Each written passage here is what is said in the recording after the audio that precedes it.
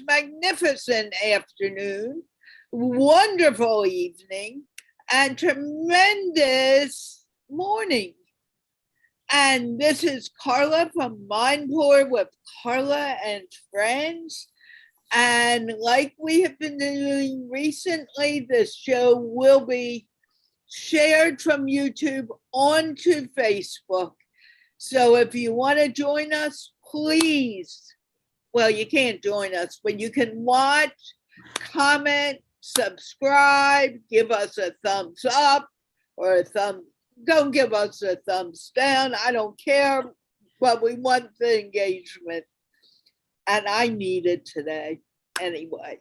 So today we are doing a conversation about bringing positivity into 2022. And as I say that, I want to remind you, you know Jeanne, because Jeanne's always here and she's not allowed to leave. You know Carmen a little because she's been here off and on recently. And Lisa, I am just meeting as well as you are just meeting. She's a friend of Carmen's, and I just decided I am going to be trusting and let it happen. So having said that, let's just be positive starting 2022, because we create the world around us, and whatever we think is what our world becomes. So having said that, Jeanne, you know what I need to do. Could you please take over? Sure. And I'm glad that you talked about being positive. The quotes today are all about that. We start with Winston Churchill when he said, "Attitude is a little thing that makes a big difference." And I want to point, I should have had this for Victor because, he's view attitudes, but attitude makes a huge impact in how we show up in the world. I follow that with Walt Disney, a little character most people don't, remember. Oh yeah, he started cartoons as we know it today, and he's got those great parks. He said, I always like to look on the optimistic side of life, but I am realistic enough to know that life is a complex matter. So it's more than just being positive, but it's how you flow through everything, no matter how complex it is what I took away from that. I followed that with Willie Nelson, great American philosopher / country singer. Once you replace negative thoughts with positive ones, you'll start having positive results. So there's a great, if this, then that kind of thing going on there. And I had to add a fourth one, which I don't normally do, but it's this great American philosopher. That's maybe a global philosopher known as Unknown. But I ran across this as I was getting ready this morning. It said, "You attract the energy you give off. Spread good vibes. Think positively. Enjoy life." Now, what better way to kick off 2022? Spread good vibes, think positively, and enjoy life. So let me kick this off to Carmen. Spreading positivity, Carmen. How's this showing up in your life? So this is a wonderful topic, and I'm really glad we're talking about it because everyone's paying attention right now, right? So it's the new year. We're 13 days in to 2022, and people use the new year as a reason or an excuse and a good way to make positive change. That's what New Year's resolutions are all about, right? You want to make some sort of change in your life, whether it's I'm going to work out more or I'm going to spend more time with my kids, whatever that happens to be for you. And so really one of the keys in my mind to sticking to those New Year's resolutions is to have more positivity about your life. And Carla, I really like what you said. You said something to the effect that the world around us is how we see it. I know I'm not getting that verbatim. So if we make a point to see more positivity or choose to see more positivity or opportunity in a situation instead of doom and gloom in the negative, That's a choice you get to make. So positivity is a choice. In most situations, you can find something positive. And so for me, positivity in 2022 is all about choosing to see the positive, choosing to perceive the positive, and choosing the positive over the negative. I like that. The power of choice is strong when we use it. Yeah, I often talk, when I'm talking to folks, I bring up Stephen Covey with his between the stimulus and the response, you get to choose. But I add one more level to that. I go, you get to choose heaven or hell. You get to choose peace or chaos. You know, and that's, to me, that's the difference between acting and reacting. Acting is deliberate. You're actively making the choice. Reacting is muscle memory, just doing what you normally do. You know, I'm not saying it's a bad thing, because when I drive my car, I want muscle memory. Yes. You know, when I tried to ride a bike at this young age, I want my muscle memory to kick in. When I'm playing with my grandkids on the floor, I need my muscle memory to kick in so I can remember how to get back up. You know, I spent the day with my 2-year-old grandson. I was really tired by the end of the day. So those are the times when you need what you just need to react to. But when it becomes something that some people would say is negative, or something that is difficult to do, you need to think it through, because reacting brings in emotion, and you need to actually think it through so that when you do bring in emotion, it's done appropriately. So when somebody's angry at me, I make the choice to breathe and say, I hear you. That's not an easy thing to do. But for this year, that's one of the things I'm really working on, is to take that second, take that nanosecond, really, to be more in charge by making those choices. So I'm glad you brought up choice, Carmen. Lisa, you're new to the team. Welcome. Thank you. And, you know, let's just throw this out to you, because, you know, that's what we do. We throw you in the deep end. I can swim. Yay. So for me, and I like to, I'm going to piggyback a little bit onto what Carmen says with the positivity. So we all have negative thoughts in our head.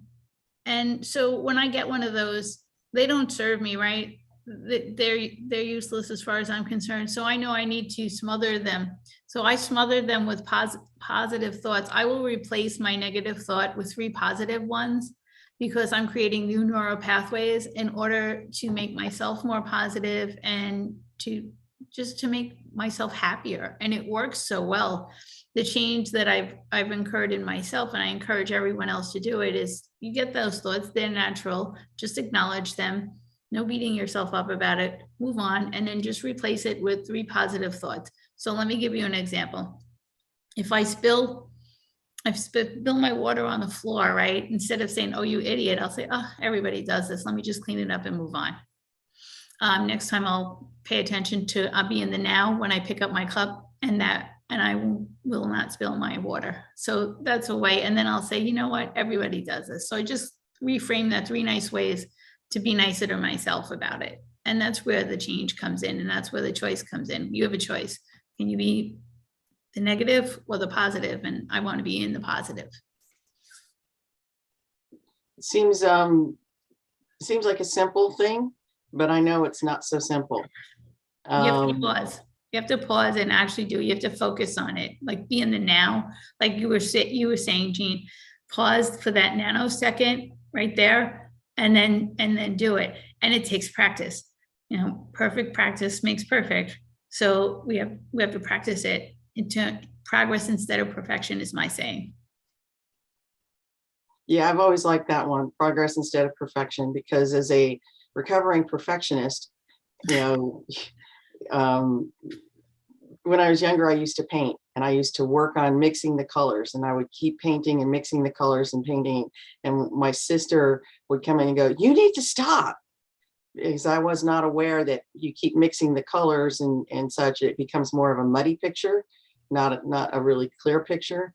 And that was something I had to learn to do because I was just so into the paint that I wasn't looking at the bigger picture. And I think negative thoughts kind of do that. And, you know, they come from some experience that we might have had, you know, and we may not have processed it. You know, I know I always read the most prevalent negative thought is I'm not good enough. And it comes from things that were said to us probably when we were younger. And at the moment, you know, there was something that was said that was probably appropriate, but as a 5-year-old, you don't know.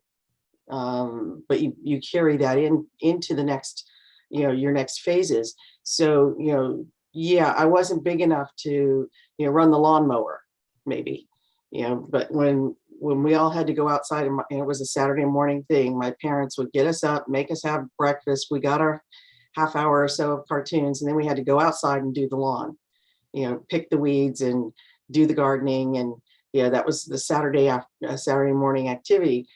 But I wanted to be in charge, and my older brother got to do the lawn. So because he could do the lawnmower, and my mother would go, you're too small. You're too little to do the lawnmower.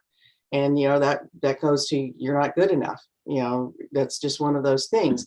You know, as an adult, yeah, a 5-year-old should not be doing the lawnmower, but a 5-year-old doesn't know that.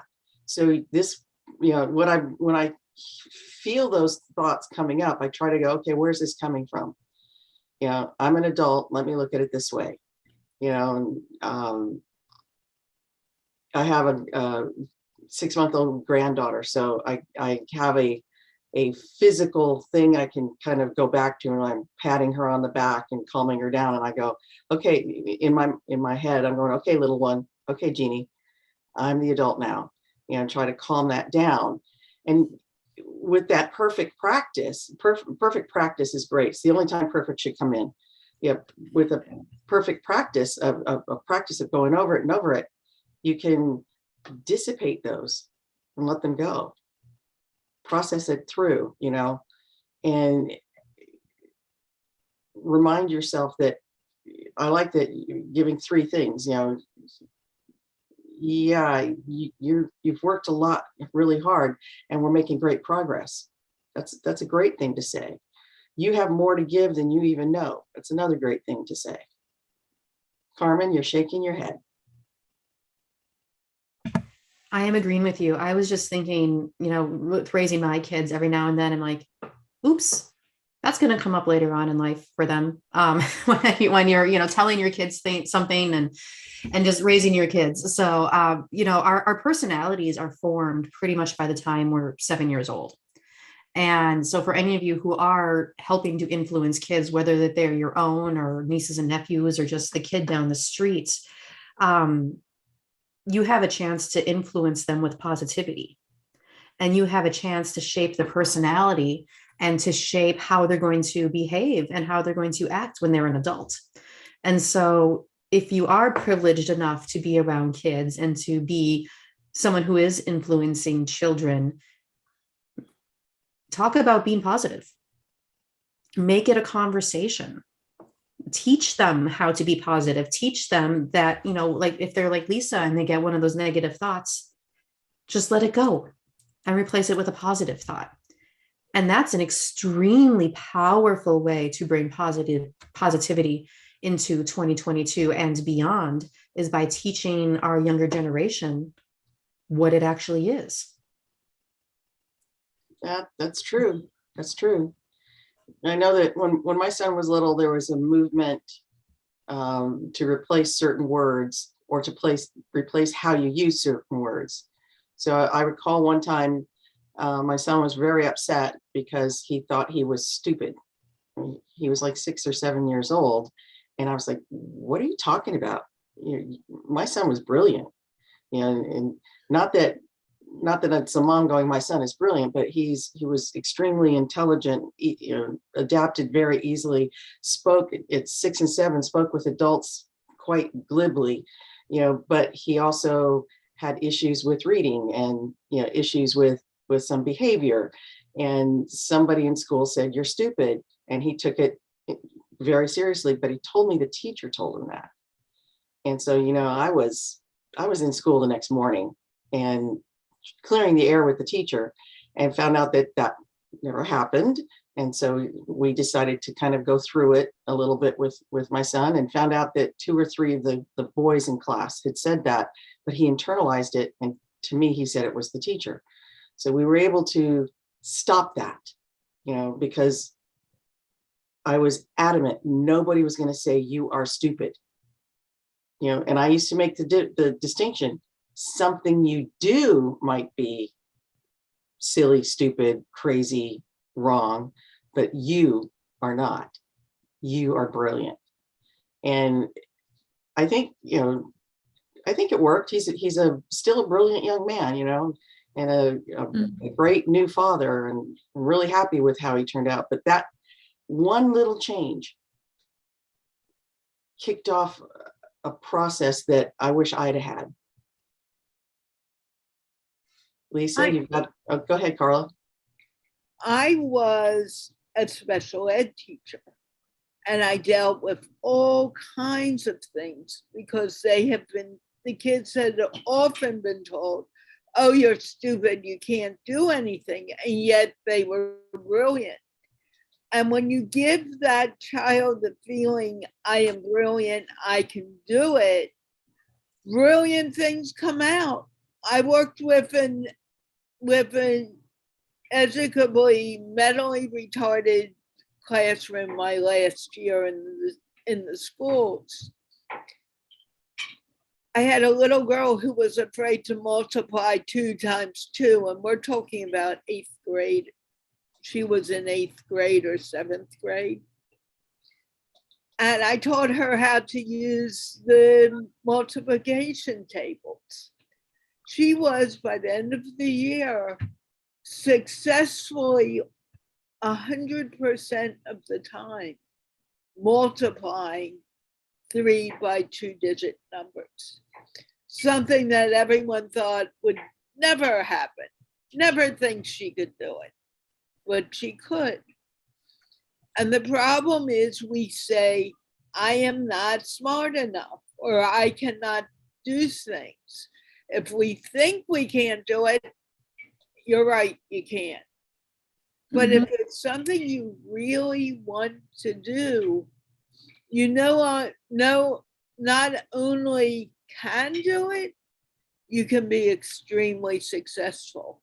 Whoever thought of cartoons and Walt Disney, until Walt Disney made Mickey Mouse, and look what happened. Beautiful. Yeah, I kind of think about the Trivial Pursuit process, if you will. In Trivial Pursuit, the game, when you have a team, what I always found was somebody would say a word and the rest of the team would jump on it and get the right answer. Especially if it was sports, I would go, something with Minnesota, and then my brothers would jump in because they would know the teams and such, because I never focused on that. So the Trivial Pursuit of creativity, I love, where somebody comes up with an idea, somebody else adds to it, and it keeps adding and adding. When we look at the original cartoons, they were basically like flip books. The animation, you kind of had to flip the pages and you would see the characters moving. So the original Mickey Mouse were just like that. But compare that to what we have today. It's come so, they're practically realistic now when you're watching some of the cartoons. So I also like to encourage people to share ideas and work off of each other. That's another way of spreading positivity, when we all start working on something we love and we see the progress and we see how we're making change in the world, because we can't do it all alone. There was a song back in the 70s, No Man is an Island. I remember I was in middle school and that they made us sing that song over and over and over. And I didn't understand it, of course, but no man is an island. We are community. And building that community is another way of spreading that positivity. Lisa, you look deep in thought. Life is a team sport. Okay, can't do it alone. And who would want to? Life is a team sport because I realize that I have my viewpoint of the world that is actually not as wide as it should be. So maybe it's like this, and I need to open my viewpoint wider. So by bringing other people into my world and asking them questions, it opens up my viewpoint, because I'll ask, say, Carmen, hey, I see this, what do you see? And she sees something completely different. And I'm like, oh, wow, I never thought of that. And it just opens up my world by asking questions and asking people for help. Because as a child, I was taught never to ask for help. And now as an adult, I ask for help when I need it, because that's part of life, asking for what you need. It's true. It's very true. I too was taught that children were to be seen and not heard. And, you know, as a public speaker, that was a hurdle that was hard for me to jump over and, you know, to identify and move through. We have to share our thoughts. We have to share our insights, and that triggers something else in somebody who can then share it, and that triggers something new in you. It's an iterative, that's a big word, an iterative process. It continually changes and grows. Carmen, I see you going, Yes, yes. So positivity is one of the great ways to help you change and grow. So life is a perpetual state of change. Whether you like it or not, life is a perpetual state of change. One of my jokes is, you know, there's a saying, there's two guarantees in life, death and taxes. There's actually three: death, taxes, and change. So positivity is a great way to navigate through that change, because it's coming whether you like it or not. You might as well put a positive spin on things. And maybe the change is, you know, it could be, we have change every day. It could be there's a change at work. Maybe you have a new manager. Maybe your kid gets a new teacher. I mean, there's different ways change can manifest in our lives, and it shows up in different ways. So put a positive spin on it. There's that change is going to serve you in some way, shape, or form. Figure out how it's going to serve you. That's great. That's good advice. I think the phrase from a Greek philosopher was, the only constant is change. And it's true. You know, you wake up the next morning and you are different than you were the day before. And, you know, we can only get better. Lisa. I set reminders. I have a reminder on my phone for several different things. And one of them, because I didn't grow up in the household of being complimented, and I actually didn't know how to receive a compliment until about a year or two ago. I could never receive one. If you said to me, oh, your hair looks nice, oh no, it, you know, it doesn't, or whatever. And I could not receive that. So now I can receive my compliments, and I know I'm breaking a cycle, because I have a reminder on my phone to send my kids a text and tell them how proud I am of them, or what an awesome job they're doing, and to send them that compliment from their mother, so that they can learn to receive from me. When they learn to receive from me, they'll learn to receive from others. That's great. And you know, putting it on your phone to remind you is wonderful. That's a great use of this new tool we have. You know, instead of saying to my son, you have a calendar on your phone, you know, use it, I'm going to say, you're really great. You know, you're doing a good job. Carla, you look like you're ready to jump in. No. No? Okay. Okay. So breaking cycles is something that I want to underscore a little bit, because that's what we get into. You know, whether we're talking the economics of the country, or, you know, what's going on in your neighborhood, there's always an up and a down. Everything's in cycles. Sound is in cycles, vision is in cycles, you know, and so when you can break something that's negative and start to move it towards positive, then you're going to see that cycle shift. And you may not see it immediately. It may take an hour or a day or whatever, but you know, I make jokes that I have a PhD in weight loss, because I've spent all my adult years trying to lose weight. I don't do that anymore. I broke that cycle by just saying, I'm going to be healthy and not worry about, what the world might think, because I'm going to be healthy. And that changed something viscerally. So believe it or not, when you bring that bag of Oreo cookies, I might only have one or two, where, years ago, you might have to fight me off with, lethal weapons. It's Girl Scout cookie season coming up. And, I will admit, don't get between me and my Thin Mints, but I can make them last a lot longer than I used to. So changing, whether it's about food, or about negative thoughts, or about showing up more positively, just little shifts break the cycle. And those little shifts are easy to do. Carmen, I see it. The eyes are going. Yeah. Yes. So you're absolutely right. And I think one of the challenges people create for themselves is that they forget that a little bit goes a long way.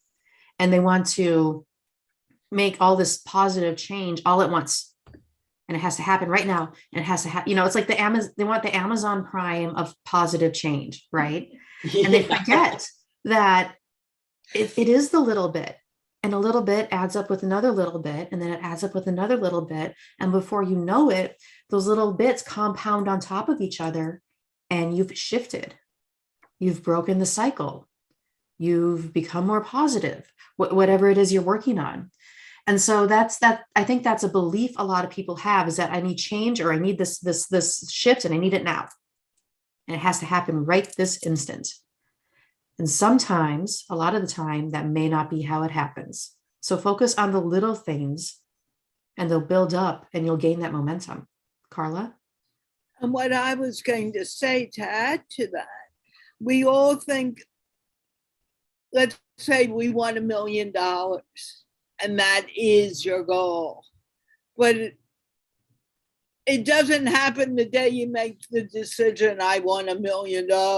It happens by what you do and how you think along the journey. And if we can't be happy during the journey, how can we be happy when we get there? So if we're thinking negatively, we have forgotten that life is a journey, a movement to more and more. And we've also forgotten to stay in the moment. We may be worrying about what's going to happen tomorrow. Jeanne told me she's giving me $1 million. When will I get it? Or we could be regretting, oh, I told Jeanne to shut up on the show today. I'm not getting my $1 million. But all we have is right now. And we need to stay in this moment in order to get to where we're going. And we already have the roadmap. We just forget we have it. Okay, Jeanne. I was playing the game Sorry with my grandsons yesterday, and you're teaching them the game because they just got it for Christmas. And the number 4, you have to go backwards. So, but I forgot that. So as I'm reading through, we were playing through, and they're like, why do I have to go backwards? And I was like, it's part of the game. And I showed them the strategy that when you just pull out, when you first get out of the start and you get to 4, you can go backwards, and then you can go right into that safe spot and go home. So it's easier to win. And they were like, oh, so in other words, understanding the rules made it more fun for them to be able to play and have a little bit of a challenge. And that's what I see when we're trying to break cycles and change things. We have to see kind of the strategy of it. So if you can see the strategy of it, then you're not worried about 5 days from now. You're saying, okay, I'm implementing this strategy and I'm hearing it now. This is where we're going.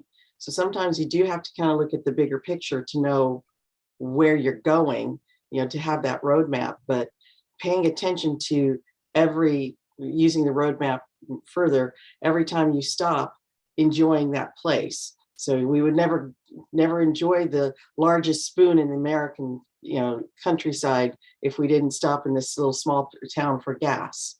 I remember road tripping and finding towns that literally were 2 houses, a post office, and maybe a general store. And I miss those towns. Those were great, but you have to pay attention. That's being in the now. Paying attention to what you have right in front of you, but also knowing that you're moving forward, that you've got that forward motion. So when you're changing from having what seemingly is negative to seemingly positive, I say seemingly because sometimes it's an interpretation thing, making just that little switch. Oh, I caught myself. That's huge. I caught myself saying that to myself. And enjoying that moment, celebrating that moment. I just did something huge, and now I'm going to move on to the next thing.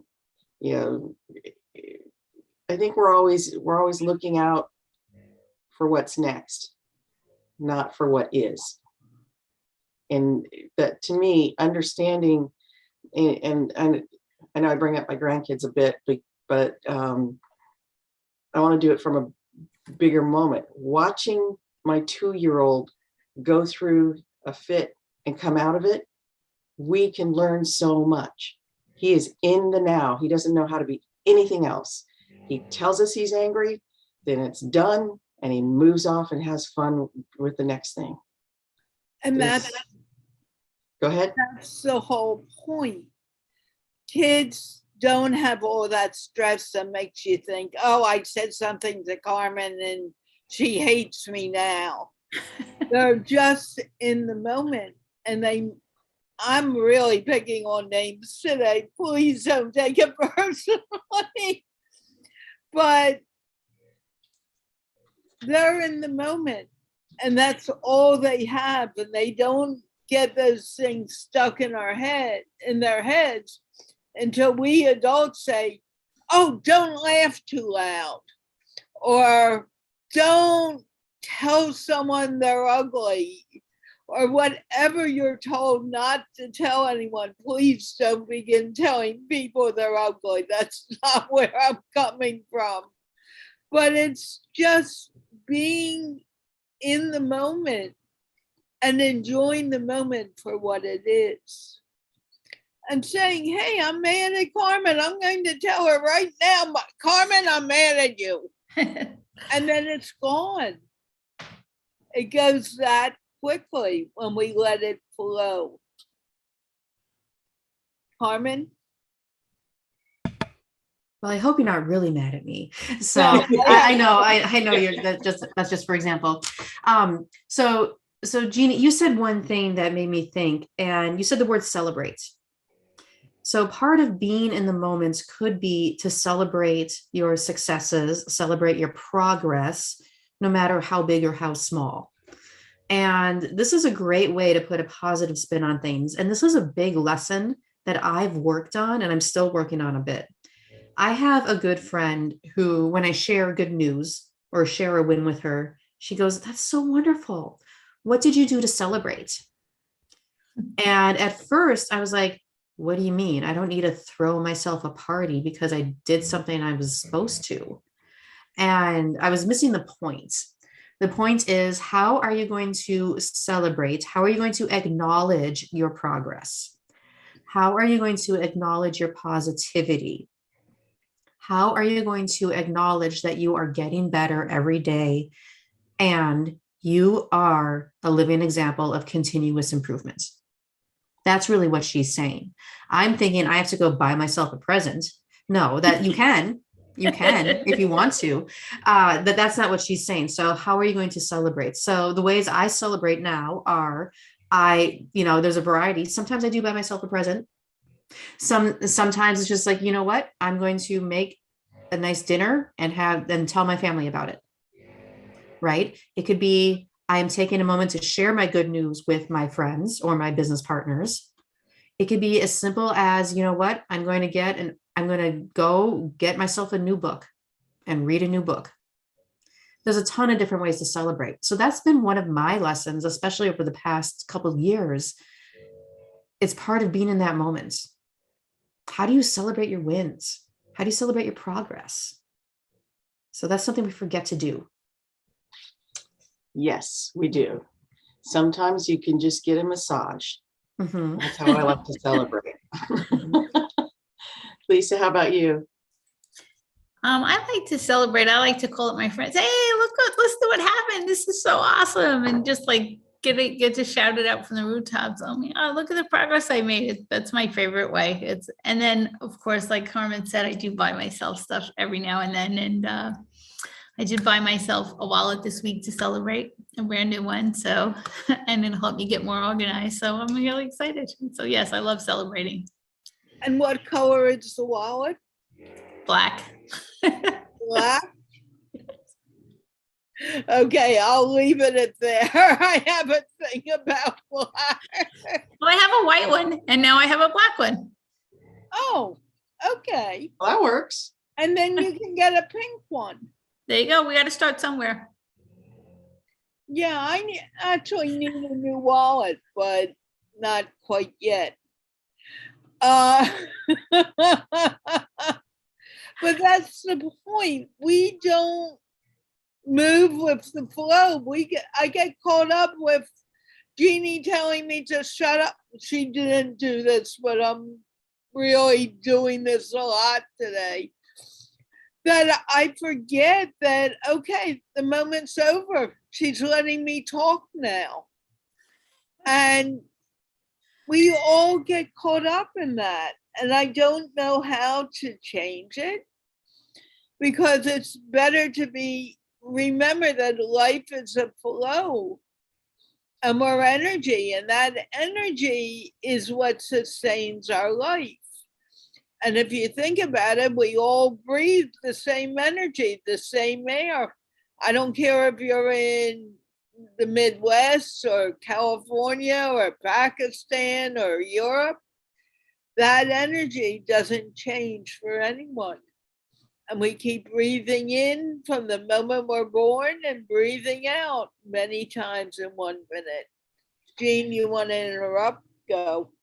Well, I was going to say the way to manage that and get back in the flow is to breathe, is to break the cycle of your emotional response by taking a deep breath and allowing yourself to recalibrate into the moment.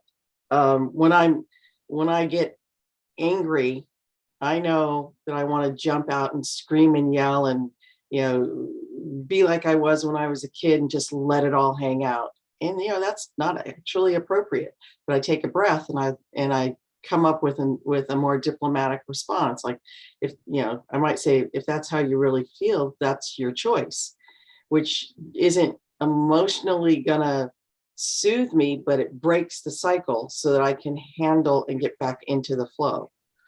And I celebrate when I say things like, and I've done this with my friends, going, wow, do you realize that I understood that I was angry right there in the moment? Because it used to take me 2 or 3 days to realize I was angry, because that wasn't an emotion that was acceptable as I was growing up.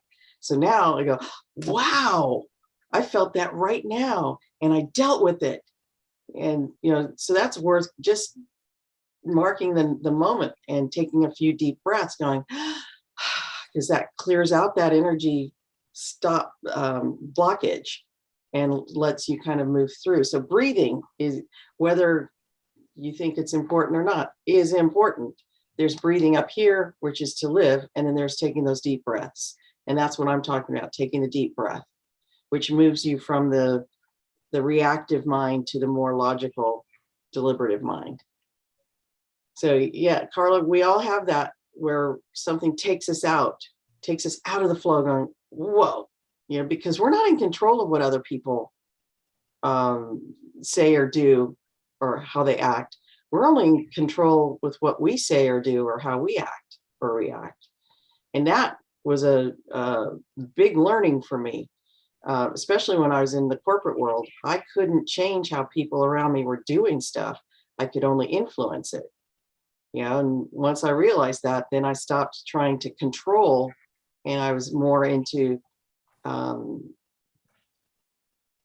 of nudging, nudging people into something, asking them for their opinions, getting them involved, enrolling them in the process. And that became easier for me to manage my team. So I always remember, I'm not in control of what you think or how you react. I'm in control of how I think and how I react. And I choose to be positive.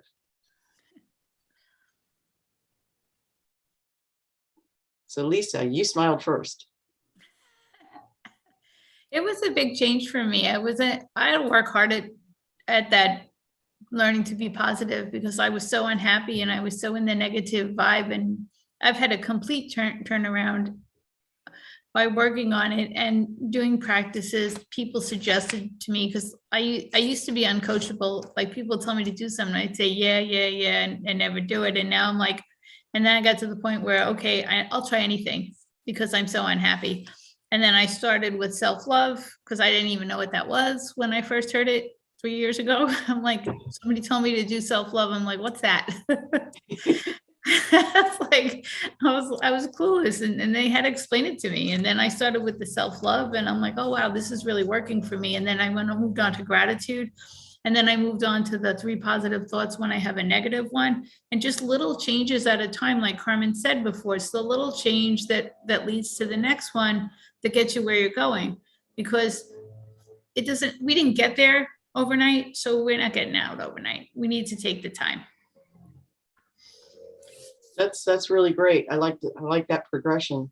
And the first time I heard self-love, I thought it was something that I couldn't put on regular TV.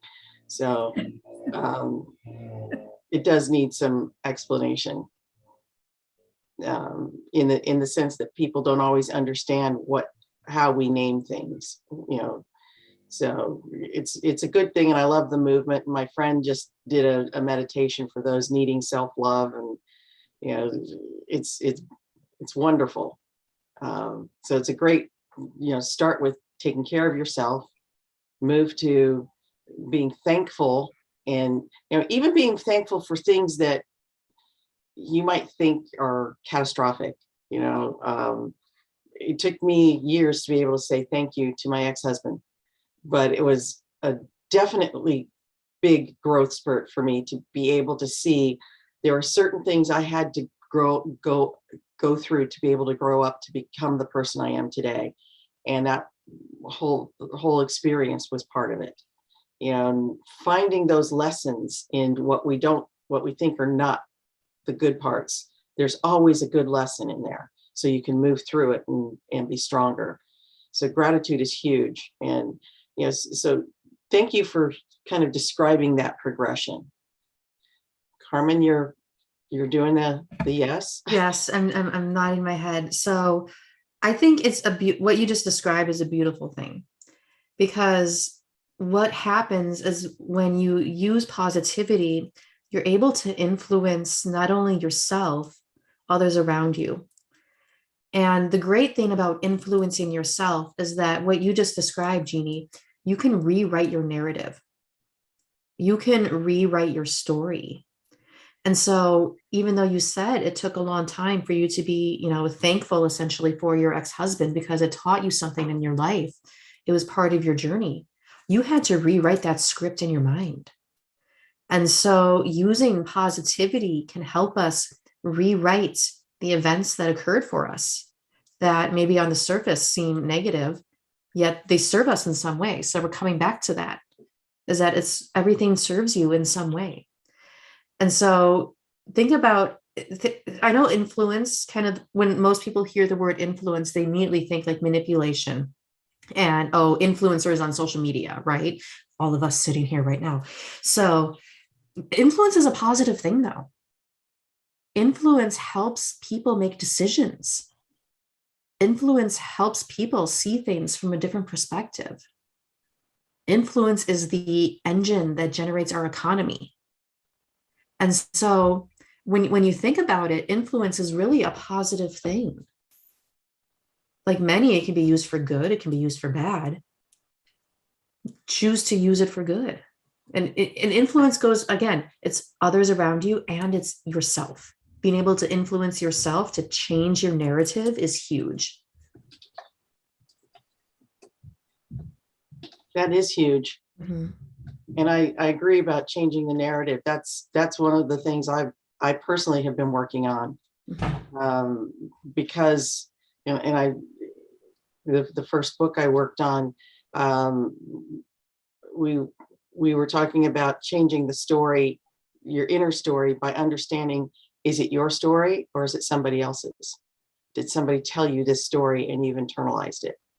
And a lot of times when we think about those thoughts that we have deemed negative, the I can't do it or I'm not good enough thoughts, those come from stories that came up through your growth, and they're told over and over and over. I was told I was a rambunctious, crazy kid, but I found out later it was because my sisters and my brothers and sisters who were older got in trouble for feeding the fish, and the fish died, and they got sent away into their room until they could come up with who actually fed the fish, because my mom thought they were lying to her. And about 20 minutes later, she opens the door, and there I am, 2-year-old me. She's holding my hand, and she goes, "It's okay, you can come out." And they were thinking they were going to get spanked or something. They were totally in terror, but they had to say that, Jeannie fed the fish, because I went to my mom and I said, I help, I feed fish. And what I did as a 2-year-old is I dumped the whole food thing in, and that killed the fish. So for many years, I was told that I caused all this trouble. Now, when I finally looked at it as an adult, I'm like, I was 2 years old.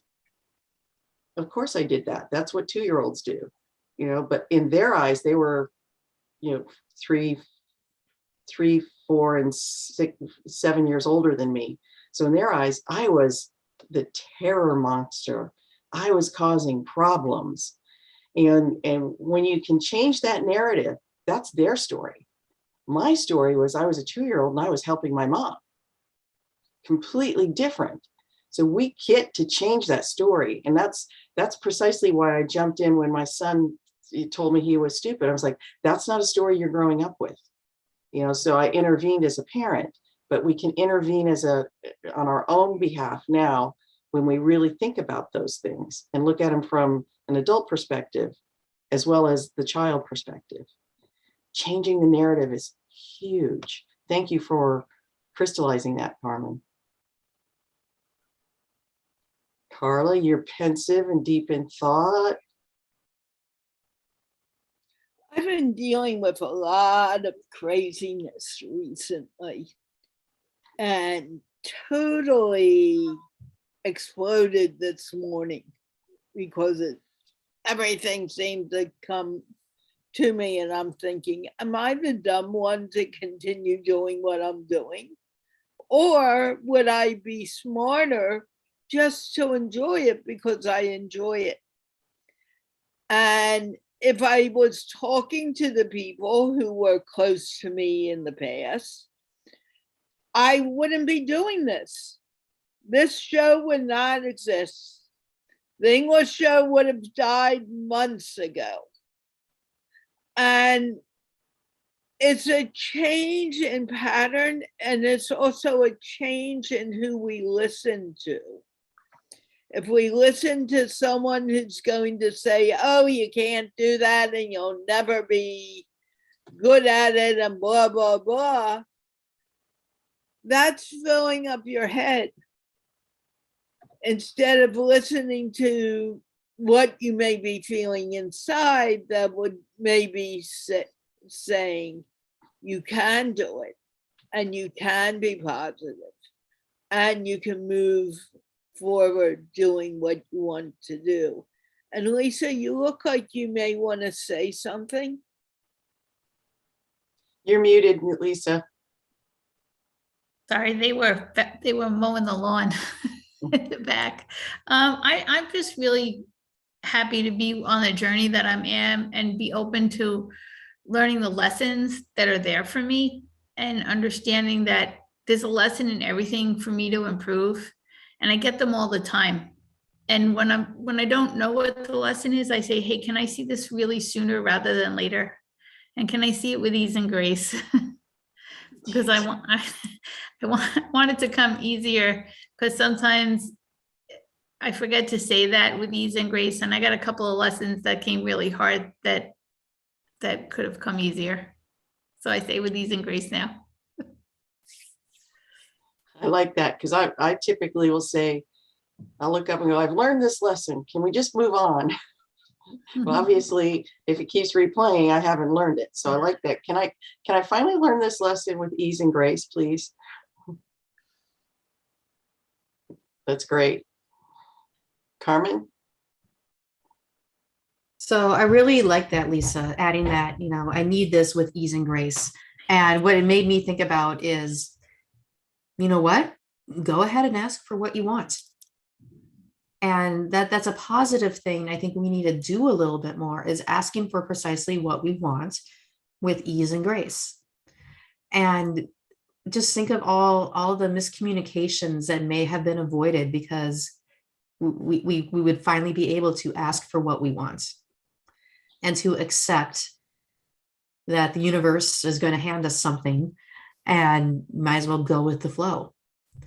So when you said that's what I immediately thought about. That was the association I made. It's okay to ask for what you want with ease and grace. So go ahead and ask for it.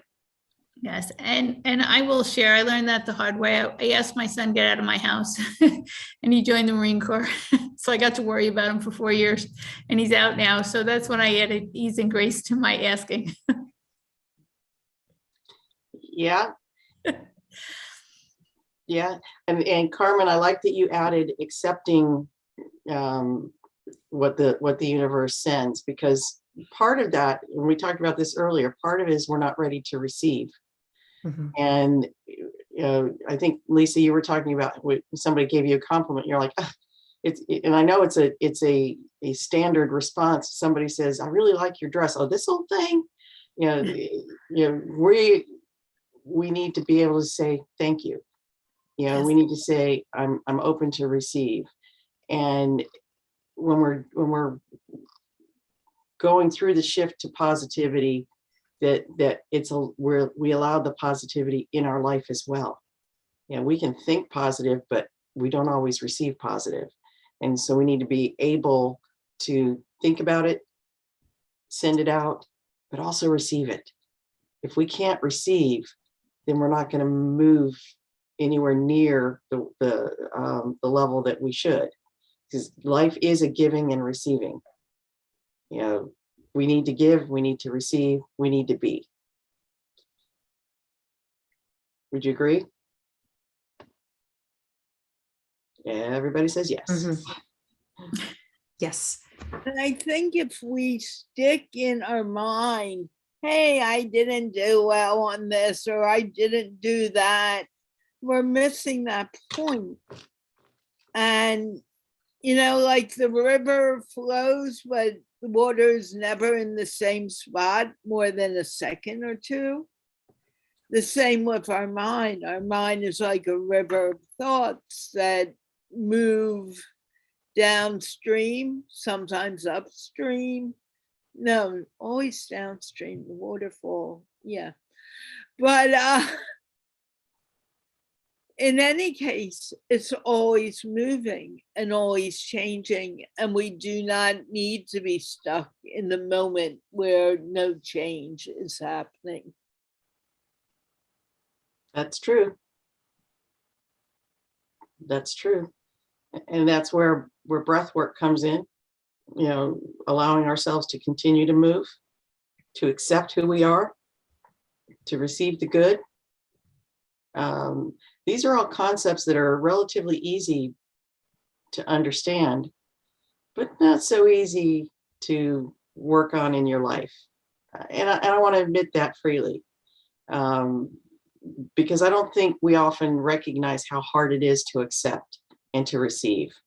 And to recognize that, like that water flow, we're continually evolving.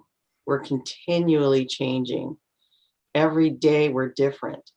You know, to my son, I might be the same, you know, mom that I've always been, but he knows that I'm different in the sense of who I am by all the changes I've done.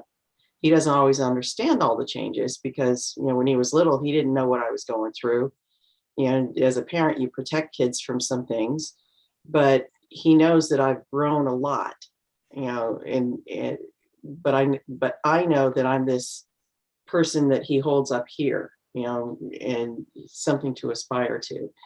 And I like that because that's what I wanted to be for him. I wanted to be a good example. The reason I bring this up is it's good for us to have somebody that we can aspire to be, that helps us keep moving forward. And that's when I know, I think the saying is when the student is ready, the teacher appears.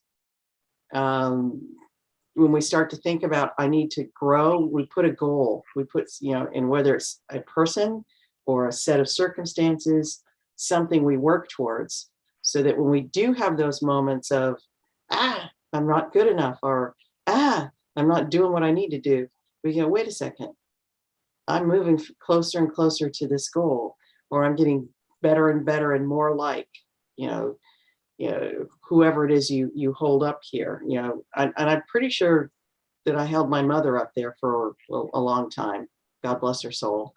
You know, and I wonder, you know, who's the next one? Who do I hold up next so that I can move forward? You know, is it Jane Austen because I want to be a better writer? Well, I better maybe think about writing novels.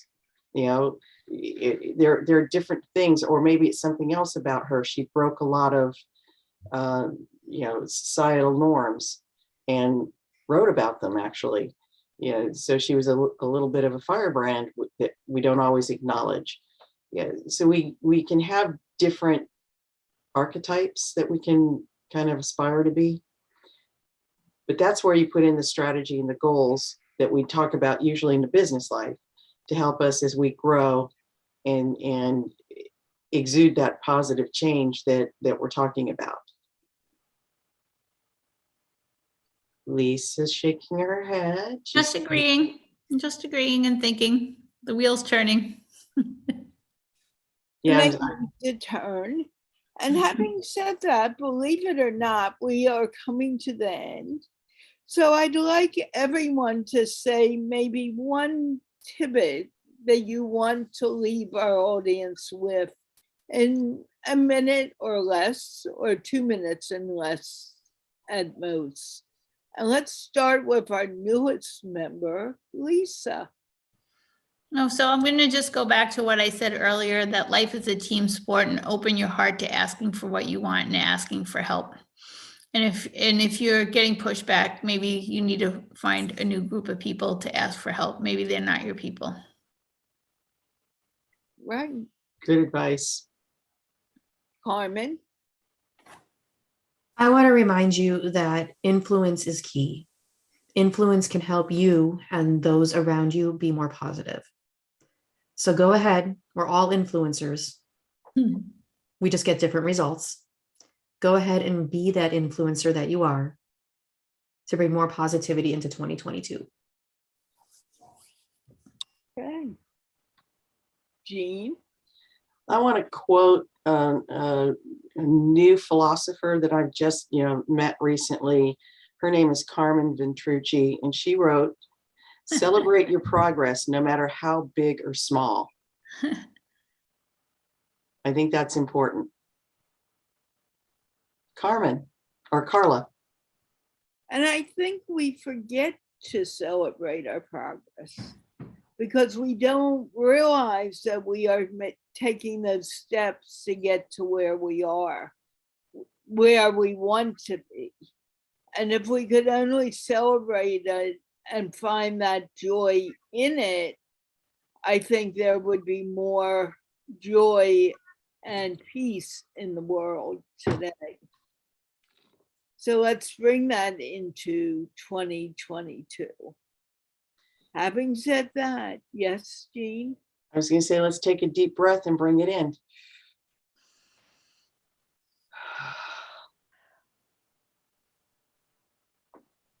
Okay. And having said that, I want to remind you that we will be back on Tuesday with another MindPlore show, topic unknown. And I want to thank Jeanne and Carmen and Lisa for being here with me. And remind you, please, if you like the show and see value, please leave a comment or a thumbs up. And if you see value, please feel free to donate to the Patreon page, which will help us keep the show on there. And it's patreon.com/Giggle Lady. Anything else, Jeanne, that I may have forgotten? Well, I'd like to let people know that you have a special contest going on Patreon, that anybody that gives $5 or more, their name is thrown into a hat, and the prize is a 30-minute interview / session with Carla online. Right. And with that, I think we are finished for today. So we are going to wave goodbye. We'll see you again on Tuesday. And thank you for watching and being a part of our community. And I guess I should be waving.